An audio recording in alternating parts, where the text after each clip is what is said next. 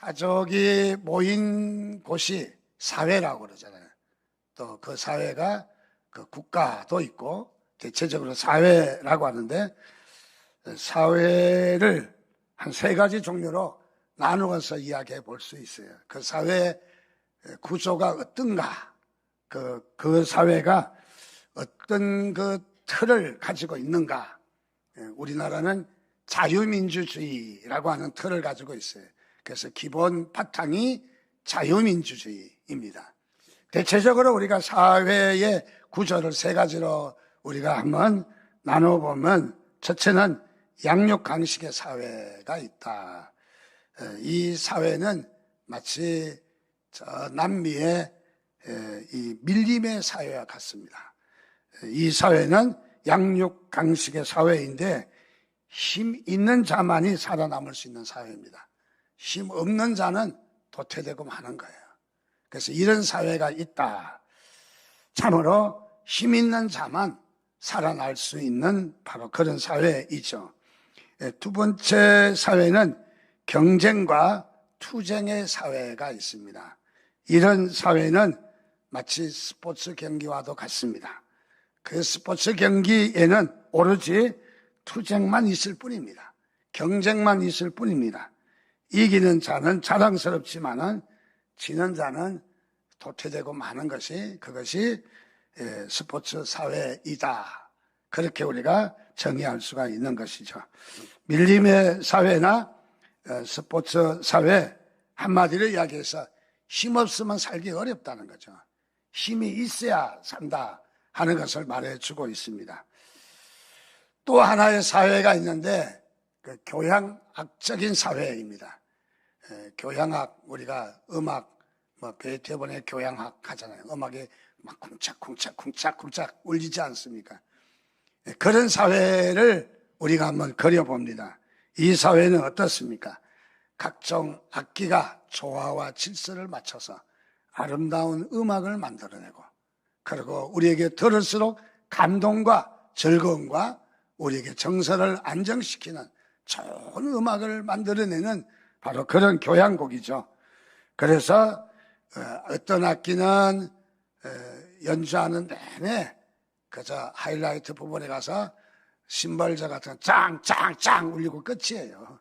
그거밖에 안 하는 악기도 있지만은, 어떤 악기는 처음부터 끝까지 음을 다 내줘야 되는 그런 악기도 있고, 또 어떤 악기는 불어서 얼마나 막 힘을 많이 들입니까?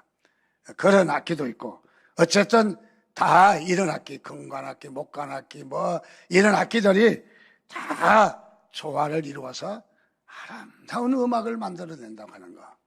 참으로 귀한 교향악과 같은 그런 음악이다. 그런 사회가 됐으면 얼마나 좋을까. 성경을 자세히 보면서 하나님은 우리를 공동체로 부르셨거든요. 그래서 항상 하나님의 자녀가 공동체에 서기를 바라요. 이 공동체를 서지 못하고 공동체에서 갈등과 아픔과 상처와 또 많은 어려움을 갖게 되면서 시험도 들고 떠나게도 되고 힘도 들고 그럴 때가 많이 있는 것 같습니다. 하나님은 그러나 우리를 공동체로 온전하게 서기를 원하시는 것을 여러분 믿으시기를 바랍니다. 그래서 가정의 공동체, 그리고 우리 사회의 공동체, 또 더 나아가서 우리 국가의 공동체, 또는 우리 아시아권, 유럽의권, 권역의 공동체, 이렇게 공동체가 있는데 다 한결같이 이 공동체를 방심할 수 없는 것이 우리의 사실입니다. 이 공동체를 하나님께서 우리를 부르셨어요. 특히 그 가운데 교회라는 공동체로 부르신 하나님은 항상 이 교회의 영적 흐름이 있는 것을 우리에게 잘 말해주고 있습니다. 자, 그래서 이 공동체가 매우 중요하다. 자, 그래서 우리가 공동체에 우리가 어떠한 사명감을 갖느냐 하는 것이 매우 중요하기도 합니다. 우리보다 앞서 1984년에 올림픽이 로스앤젤레스의 올림픽입니다. LA 올림픽인데, 이 올림픽에 또 기억에 남는 장면이 하나가 있습니다. 이 올림픽을 준비하는 준비위원회에서 기가 막힌 아이디어를 내놨어요. 그것은 다름이 아니라 미국을 상징하는 것이 흰머리 독수리거든요. 이 독수리를 이용해서 개회식 때에 개회의 하이라이트를 하자. 그렇게 하고는 독수리를 밤비라고 하는 독수리를 구하다가 그리고 세계적인 조류학자들을 데려다가 열심히 훈련을 시켜서 그래서 이 독수리를 하여금 이제 개막식 때 탁 날려보내면 하늘 높이 창공을 날려다가 그 다음에 급강하해서 이 올림픽 오륜기 가운데 가서 딱 앉는 거예요. 그러면 막 전체가 일어서서 박수를 치면서 미국이라는 나라가 올림픽에 대단한 자부심을 보이는 그런 것을 구상해냈어요. 어쩌면 이렇게 좋은 아이디어가 나왔나 하는 그런 생각도 듭니다.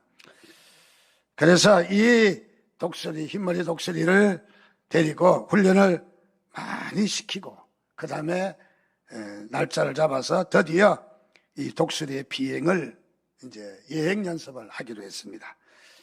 여행 연습을 하는데 첫 번째 여행 연습에는 실패했어요. 그래서 아름다운 장면을 연출하지 못했습니다. 두 번째 다시 이 독수리를 안정을 시키고 다시 한번 연습을 했습니다. 독수리가 창공을 훨훨 날아갑니다.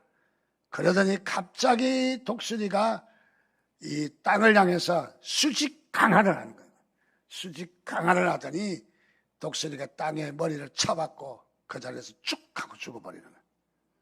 그래서 사람들이 너무 안타까워서 왜 이렇게 되었을까? 원인 분석을 좀 해보기로 했습니다. 그 결과 어떤 원인이 나왔느냐 하면 첫 번째 이유가 독수리니 밤비가 너무 비만했기 때문이다. 살이 돼지게 많이 쪘다는 거죠. 왜냐하면 자꾸 먹을 걸 주고 훈련을 시키니까 살이 많이 쪘다는 거죠. 적당히 쪄야 되는데 너무 많이 쪘다는 얘기입니다. 두 번째 이유는 왜 이 독수리가 땅바닥에 곤두박질해서 그야말로 이렇게 죽어버렸는가? 연구해 보니까 독수리의 날개의 균형을 잊어버렸다는 거예요. 독수리의 날개가 척석 날아야 되는데 균형을 잊어버려서 한쪽 날개는 잘 나는데 한쪽 날개는 힘을 쓰지 못하는 거예요. 잘못된 거예요. 그래서 이 독수리가 곤두박질해서 죽었다는 거예요. 하나는 비만해서, 하나는 날개의 균형을 잡지 못해서 그렇게 해서 죽었다는 것이죠. 이 모습을 본 우리 교회를 연구하는 많은 학자들이 관심을 많이 갖기 시작했습니다. 단순한 독수리의 사건이 아니다, 이게. 여기에는 또 다른 메시지가 있다.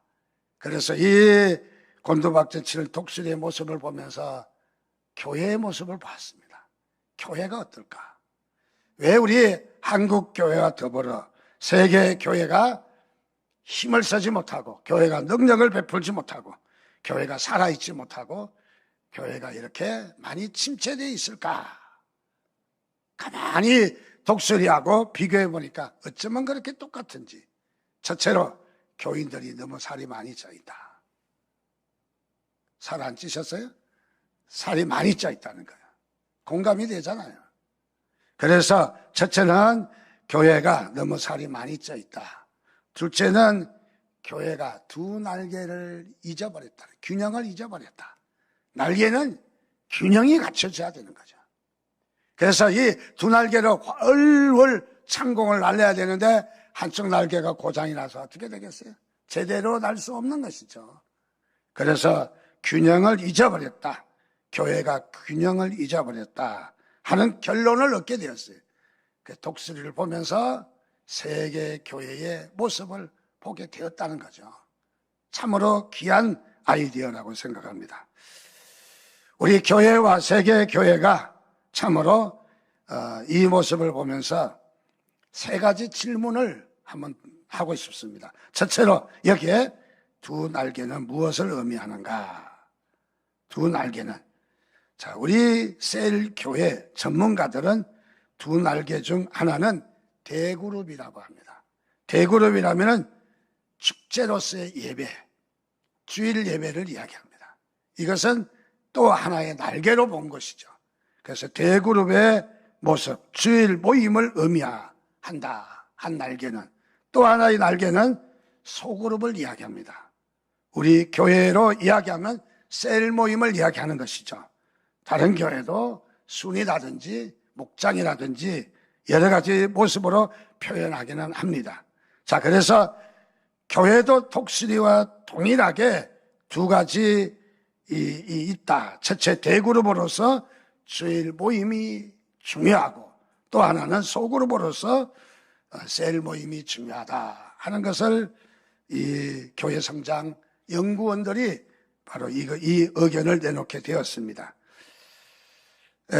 특별히 초대교회에 보면 교회 모임이 성전에서 모이다가 초대교회로 가면서 교회 모임이 집으로 옮겨지게 됩니다.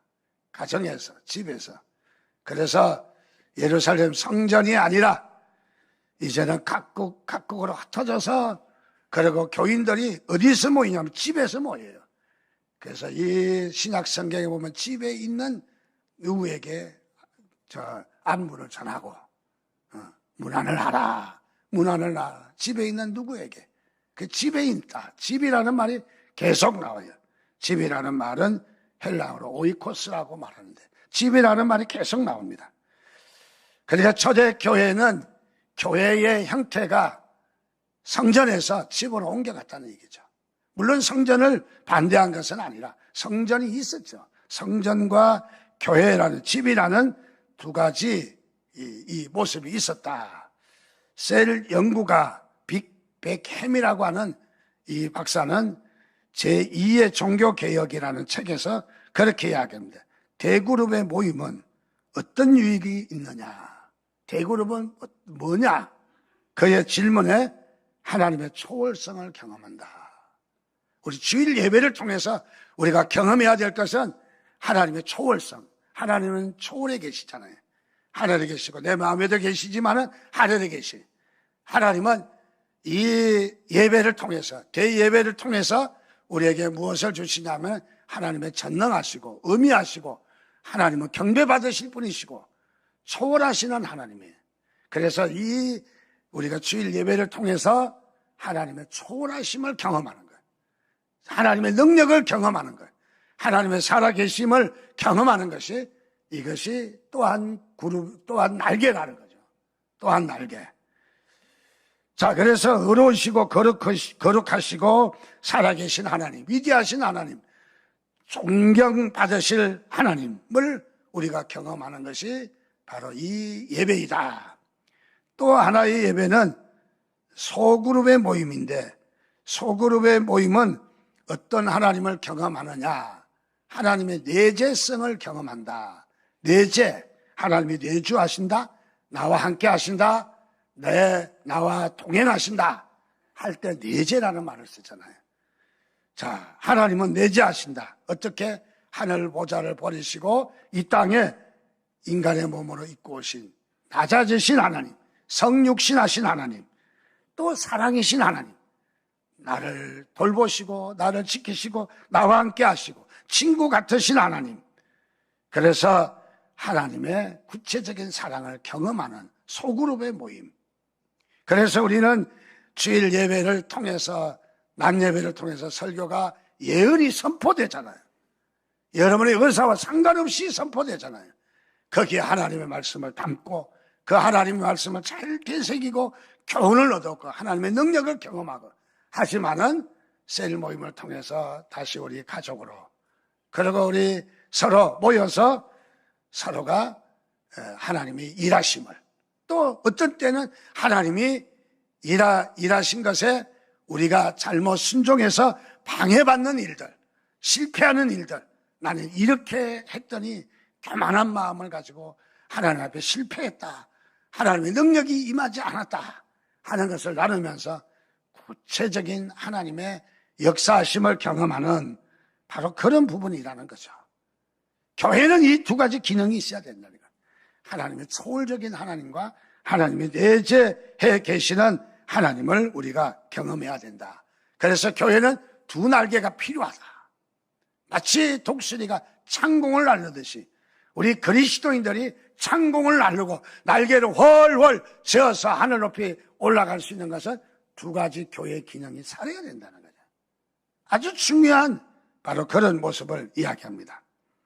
그러면 왜 소그룹의 날개가 필요할까? 두 번째 질문입니다. 전통적으로 한국 교회는 구역 예배가 있습니다. 구역 예배가 있는데 또 다시 굳이 셀이라고 목장이라고 순이라고 그렇게 이름을 붙이면서 해야 되는가 하는 질문에 대해서 답합니다. 구역 예배는 전통적인 구역 예배, 변화되지 않는 새로운 개념을 추구하지 않는 구역 예배는 우리가 주일 낮 예배의 모습과 동일하다는 거예요. 그래서 좀 축소될 뿐이지 역시 주일 예배와 동일하다는 거죠. 그렇기 때문에 우리는 이 구역의 모임으로는, 구역 예배와 같은 모임으로는 하나님의 내재성을 경험할 수 없다는 거예요. 우리가 두 날개를 온전하게 펼 수가 없다는 거죠. 그래서 이 구역 예배는 주일 대예배의 축소판이어서 대예배의 보완 기능을 하지를 못하고 대예배를 또다시 축소해서 하는 그런 모습으로 진행이 되고 있다는 것입니다. 그렇기 때문에 두 날개가 형성되지 못했다 하는 것이죠. 두 번째는 소그룹 모임이 한 번 더 모이는 모임으로 존재할 뿐이지 정말 셀과 같은 소그룹의 기능을 하지 못하고 있다 하는 단점을 잘 지적하고 있습니다. 자, 언제부터 교회가 이렇게 되었는가? 초대교회에는 두 날개가 잘 갖춰져서 훨훨 창공을 날랐는데 왜 교회가 그러면 우리 한국교회는 구역으로 되고 왜 이렇게 되었느냐?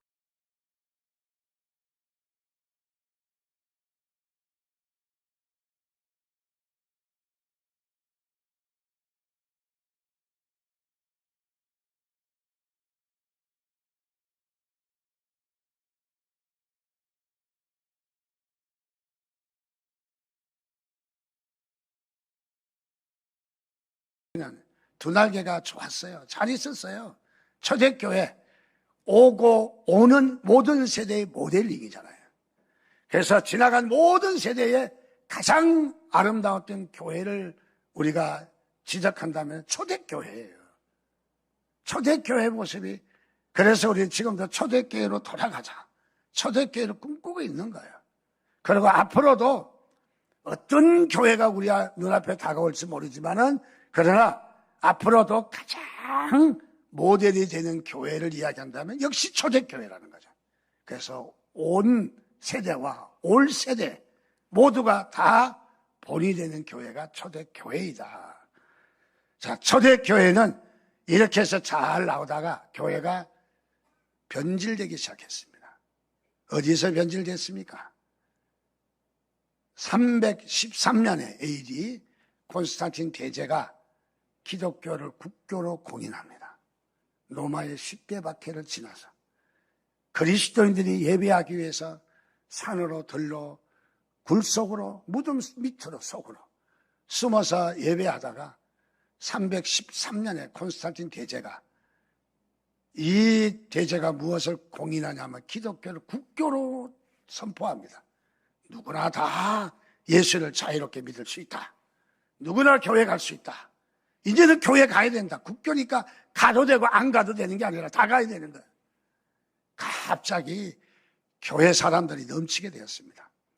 하루아침에 국교로 선포되자마자 교인들이 구름대처럼 많이 쏟아지러 오는 거예요. 구름대처럼. 야, 우리 교회도 좀 그랬으면 좋겠어요. 신난다. 그냥 막 설교하다가 막 흥분해서 제대로 못할 것 같아요. 네. 저렇게 흥분할 것 같아. 그래서 이 교회가 막 교인들이 막 몰려오다 보니까 미처 교회가 준비가 안 된 거야. 그래서 어떠했냐면 이방 신전에다가 이방 신상을 그냥 둔 상태에서 그냥 교회로 예배를 드린 거죠, 예배를. 그리고 오합 시절에 교회가 됐어요. 또 교회가 어떻게 됐냐면은, 교회는 와보지, 이제 처음으로 와본 사람도 있고, 교회를 와보지 않는 사람도 있는데, 이 교인들을 그야말로 잘 지도를 해야 될 전문가가 필요했어요. 전문가가. 그래서 이 전문가가 정식 신학 교육을 받고 안수를 받고 성직자 역할을 하는 전문가가 필요했어요. 그러다 보니까 교회 건물이 준비가 돼야 되고 사역자가 준비가 돼야 되고, 그래서 이 교회가 주일 모임 때 오는 사람들을 감당하기 위해서 다 차려놔야 됐어요. 차려놔야 됐어요. 교인들은 할 일이 없는 거야. 그 교인들이 교회 가서 뭐냐? 구경꾼이 돼버렸어요. 여러분, 교회가 언제 타락하기 시작합니까? 우리 교인들이 언제 타락하기 시작합니까? 잘 될 때. 잘 될 때. 여러분, 잘 될 때 참으로 신경 써야 돼요. 언제 시험에 드는지 아세요? 어려울 때는 시험에 들지 않아요. 잘 될 때 시험에 들어요. 잘 될 때. 예, 교만해지거든요. 그래서 잘 될 때 문제가 생겼습니다. 교회에 몰려올 때 교인들이 어떤 형태의 모습으로 바뀌었느냐 하면은 구경꾼 교인으로 바뀌었어요. 구경꾼 교인으로. 오늘 우리 한국교회가 이런 점이 있는 거죠. 구경꾼 교인이에요. 주일날 잘 차려놓은 밥상에서 앉아서 그야말로 구경하는 거죠. 얼마나 목사가 설교를 잘 차렸는가. 자, 그리고 교회가 어떤 구조로 바뀌었느냐 하면, 교회의 가장 포인트는 뭐냐면 세상을 향해서 가야 돼요. 여러분, 아멘 하시기 바랍니다. 중요한 단어예요. 교회는 세상을 향해서 가야 돼요. 오라, 우리가 세상을 변화시키자. 세상을 변화시키러 가야 되는 거. 어디로? 직장으로 가서 직장을 변화시켜야 돼요. 공장으로 가서 공장을 변화시켜야 돼요. 또는 학교에 가서 학교를 변화시켜야 돼요. 우리는 가는 데마다 살아있는 누룩이에요. 꿈틀꿈틀 하면서 세상을 변화시켜야 되는데, 교회가 콘스탄틴 대제 이후로 어떤 구조로 바뀌었느냐? 오라 구조로 바뀌었어요. 잘 차려놨으니까 오라 오라. 이런 찬양도 있잖아요. 오라 오라 내게 오라. 내가 너희를 쉬게 하리라. 뭘 쉬어요? 교회 와서 일을 해야지. 봉사를 해야지. 자, 그래서 교회가 어떤 공격적인 교회가 아니라 방어적인 교회가 됐어요. 적극적인 교회가 아니라 수동적인 교회가 됐어요. 그래서 한국교회가 여기 병들어 있는 거예요, 사실은. 자, 그래서 교회의 기능을 다시 한번 우리가 회복해야 됩니다. 사도행전 2장에 가면은 초대교회의 모습이 잘 나타납니다. 거기에 보니까 집에서 모여서 찬양하고 떡을 떼고 말씀을 나누고 삶을 나누고, 그래서 이 교회가 47절 말씀에 가면은 구원의 역사가, 믿는 사람이, 무리들이 많아졌다. 교회가 살아있는 역사가 나타났어요. 교회의 그룹들처럼 몰려오는 두 가지 형태가 있는데, 하나는 콘스탄틴 대제 이후에 그냥 국교로 만드는 일이고, 그것은 복음의 능력이 없었어요. 거기에는 살아있는 역사가 일어나지 않았어요. 그런데 초대교회는 두 개의 기능이 살아날 때 교회는 놀라운 일이 일어났습니다. 그래서 구원의 역사가 일어나고 교회가 흥왕하고 그야말로 놀라운 기적들이 일어나게 되었다는 것이죠. 오늘 우리는 이런 교회를 우리가 새롭게 세를 시작하면서 우리가 다시 한번 마음에 가다듬어야 되지 않나 하는 생각 같습니다. 세 번째 질문을 한다면은, 두 날개는 우리에게 어떤 비상을 약속하는가? 어떤 비상, 어떻게 날개를 원하시는가? 그것은 세 가지로 이야기하면, 첫째는 모든 것이 사역의 장이다. 여러분, 우리가 사역해야 될 것은 온 세상 모든 곳이에요. 우리는 어디는 되고 어디는 안 되고가 아닙니다. 두 번째로 모든 날이 사역의 날이어야 합니다. 주일날만 우리는 차려서 있고 주일날만 사역하는 것이 아니라 모든 날이 다 사역이라. 또 모든 신자가 사역자라는 거예요. 모든 신자가. 이 말에는 저는 기대했어요. 우리 교인들은 적어도 아멘이 목이 터져가고 할 것 같다. 근데 아무도 안 하시니까 저 따로 여러분 따로 국밥이네. 여러분 모든 신자가 사역자가 될 것을 믿습니다. 우리는 하나님이 그렇게 부르셨어요. 구경꾼으로 부르시지 않았어요. 우리는 그저 소극적인 그리스도인으로 부르지 않았다고요. 하나님이 우리를 적극적으로 가서 군사로, 우리를 뭐라고 군사로 했잖아요.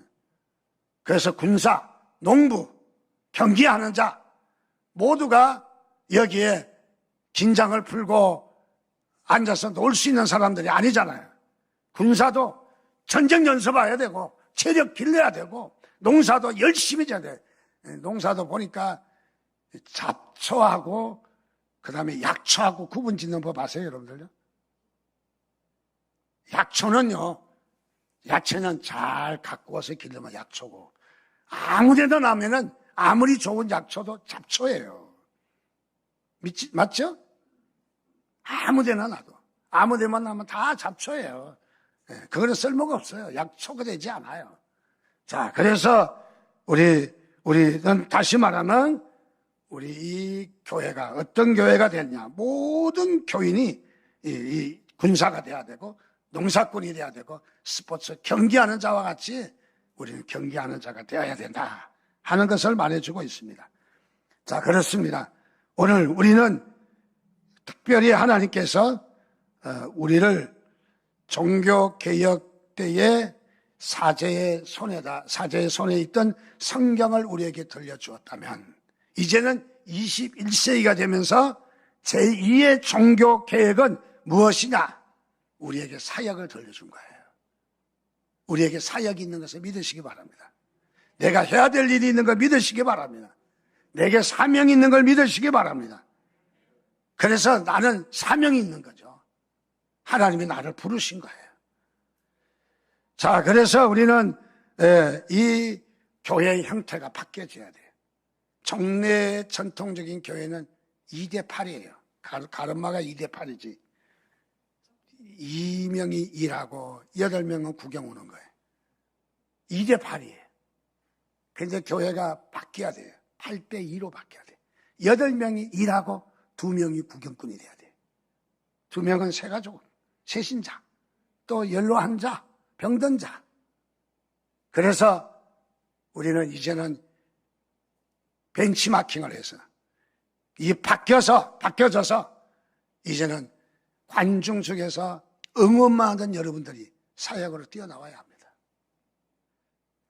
자, 그래서 우리가 교회가 2대8이 아니라 이제 8대2가 돼야 된다. 모든 사람이 여러분들 다 부목사가 되시기를 바랍니다.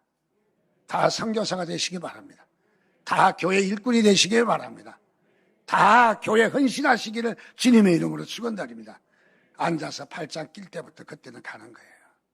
그때는 가는 거예요. 형편없어지는 거예요. 우리 신앙생활에 그때부터 병이 들기 시작해요. 그때부터 우리의 존재감 없어지기 시작합니다. 하나님이 기뻐하지 않습니다. 신명기 24장 19절 말씀해 보니까 여기에 가능한 3개가 나와요. 객과 고아와 과부라는 말이 나와요. 참 다 객과 고아와 과부를 이야기하면 생존 능력이 없는 사람, 자기 스스로 생존 능력이 없는 사람. 그런데 이 성경에 보니까 무려 3번씩이나 반복해. 무엇을 말합니까? 하나님께서 객과 고아와 과부를 얼마나 귀히 여기는지, 특별히 성경에 보면은 그런 말을 합니다. 다름이 아니라 이스라엘 백성들이 오늘 말씀에도 나오는데 이스라엘 백성이 추수할 때에 어떻게 추수해야 되는가? 그 추수할 때에 그 추수를 다 하지 말고 마지막에는 두라는 거예요. 오늘 느헤미야서도 보니까 성벽을 쌓을 때 성벽 쌓는 일에 방해꾼들이 많았어요. 방해꾼들이 많았는데 방해꾼을 이기고 나니까 자체적인 문제가 또 많았어요. 자체적인 문제. 그래서 자체적인 문제가 나타나기 시작했는데 흉년이 들었습니다. 곡식 얻기가 힘들었어요. 바사 페르시아 나라의 왕이 부과한 세금이 과다 징수해서 감당할 길이 안 돼요. 유대 민족 중에 부유한 자들은 고리대금업자로서 이자를 막 그냥 높게 받아가지고 서민들이 살 수가 없는 거예요. 그래서 밭을 저당 잡히고 포도원을 저당 잡히고 심지어는 빚을 갚지 못해서 자녀들을 노예로 팔고 이런 일들이 비일비재하게 일어나게 되었어요. 그래서 하나님께서 이스라엘 백성들에게 다시 한번 말씀하고 있는 것입니다. 자, 하나님께서는 바로 이 이스라엘 백성들의 세 가지를 말씀하십니다. 첫째로 뭐냐면은 개인주의적인 이기심을 버려라는 거예요. 이기심을 버려라. 공동체의 우리 중요한 한 가지 요소는 이기심을 버리는 거예요. 두 번째로 우리는 이 공동체에 하나님의 목적을 찾아라는 거예요. 우리는 이 공동체 하나님이 우리를 향하신 뜻이 무엇일까? 목적이 무엇일까? 우리는 찾아야 됩니다. 세 번째로는 공동체에 우리가 무엇을 해야 되느냐? 희생정신을 가져야 합니다. 희생정신을. 우리가 여기에 희생정신을 가져야 합니다. 그럴 때만이 하나님께서 우리에게 크게 역사하시는 것을 발견할 수가 있습니다. 우리가 잘 알고 있는 꿀벌 있잖아요. 꿀벌은 수명이 6개월밖에 안 된답니다. 6개월이 지나면 다 죽어 없어진다는 거예요. 그런데 얼마나 공동체 의식이 강한지 그야말로 먹을 것이 없으면 동일하게 나누어서 먹는답니다. 그리고 더 나가서 이 벌통에 적이 나타나면 동료를 위해서 자신에게 하나밖에 없는 침을 싸서 침을 쏘면은 자기는 죽는 거예요. 자기가 죽어서 공동체를 유지한다. 이게 벌의 그 삶의 모습이라는 거죠. 그렇습니다. 우리가 전도서 4장 1절에 보면 내가 다시 4장 1절 3절 보니까 내가 다시 헤아려서 행하는 모든 학대를 살펴보았도다. 보라, 학대받는 자들의 눈물이로다. 그들에게 위로자가 없도다. 그들을 학대하는 자들의 손에서 권세가 있으나 그들에게는 위로자가 없도다. 그러므로 나는 아직 살아있는 산 자들보다 죽은 지 오랜 죽은 자들보다 더 복되도다 하였으며 이 돌보다도 아직 출생하지 아니하여 해 아래 행하는 악한 일을 보지 못한 자가 더 복되도다 하였다. 그렇게 말씀합니다. 즉 다시 말하면 무엇입니까? 하나님께서 우리에게 공동체를 주신 것을 여러분 믿으시기 바랍니다. 아프리카에 가면은 사자들이 맹수들이 아주 버글버글합니다. 한 동네에 갔을 때 사자들이 우리 옆으로 지나가는데 얼마나 섬찟한지 그냥 마음을 놓을 수가 없어요. 막 긴장하고 그 용맹스러운 사자 그리고 날렵한 몸매 강력한 그 이빨 한숨에 삼키면 우리는 꼼짝없이 당합니다. 그 옆으로 철조망 하나 두고 사자는 사자대로 걸어가고 우리는 우리대로 걸어가는 거예요. 너무너무 그냥 막 등골이 땀이 쭉 흘러내리는 사자. 근데 이 사자가 동물의 왕이에요. 사자를 덤빌 그 동물은 없어요. 사자가 아주 왕입니다, 왕. 근데 이 사자들도 그 사냥을 할 때 보면은 어떻게 하느냐. 하찮은 영양이나 가젤이나 이런 것들이 모여서 공격하지 않아요. 언제 공격하느냐. 한 마리 떨어져 있는 가젤, 한 마리 떨어져 있는 영양을 공격해요. 모여 있는 데는 공격을 절대 안 해요.